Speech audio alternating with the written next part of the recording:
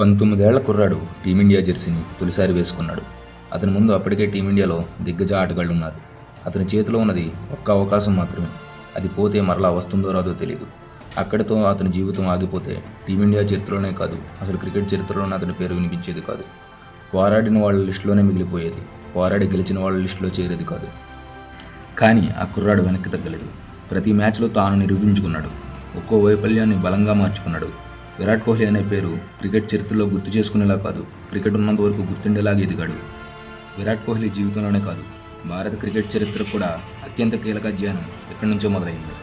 ముందుగా చిన్న రిక్వెస్ట్, ఈ వీడియో చివరి వరకు చూడండి. నచ్చితేనే సబ్స్క్రైబ్ చేయండి, నచ్చితేనే లైక్ చేయండి, నచ్చితేనే షేర్ చేయండి, నచ్చితేనే కామెంట్ చేయండి. దయచేసి చివరి వరకు చూడండి.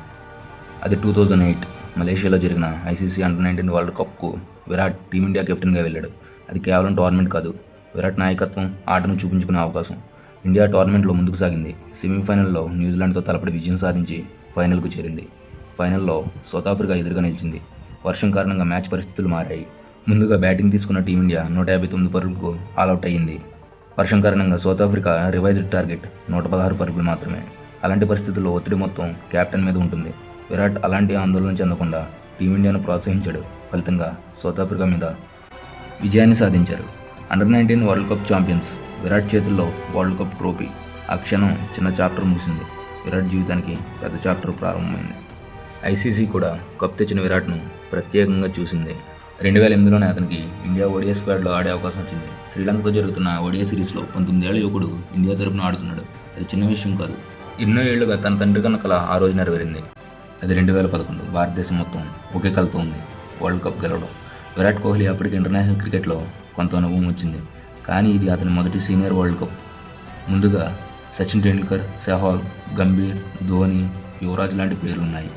వారితో పాటు డ్రెస్సింగ్ రూమ్లో ఒక యంగ్స్టర్గా విరాట్ కోహ్లీ ఆ ప్రెజర్ ఎలా ఉంటుందో ఊహించుకోండి. బీసీసీఐకి ఇచ్చిన ఒక ఇంటర్వ్యూలో విరాట్ తానే స్వయంగా చెప్పాడు, వరల్డ్ కప్ జరిగే టైంలో ఒక యంగ్స్టర్గా నేను ప్రెజర్ని, నర్వస్నెస్ని అనుభవించనని పేర్కొన్నాడు. విరాట్ అనుకున్న అవకాశం రానే వచ్చింది. World cup debut match, India versus Bangladesh.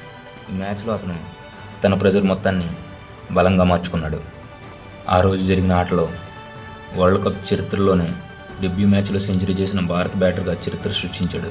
ఇది అతని కెరీర్లో మరో major statement. Under-19 world cup కెప్టెన్గా ప్రారంభమై వరల్డ్ కప్ డెబ్యూ మ్యాచ్లో సెంచరీ వరకు వచ్చింది. ఈ కథ ఇక్కడితో ముగిలేదు.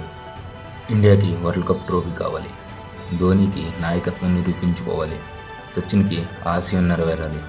ఇది ఇంకా కింగ్ కోహ్లీ కథ కాదు, కింగ్ అవడానికి జరిగే ముందు కథ. ఎందుకంటే ముందుంది ఒక దేశం ఎదురు చూస్తున్న కళ, ఒక హిస్టరీ. విరాట్ జీవితాన్ని మార్చేసి కింగ్గా మార్చిన మూమెంట్స్. ఇవన్నీ Virat the untold story part 3లో మనం తెలుసుకుందాం. ఈ వీడియో నచ్చితే ప్లీజ్ సబ్స్క్రైబ్ చేసుకోండి. విరాట్ కోసం లైక్ అండ్ షేర్ చేయండి. Part 3 coming soon.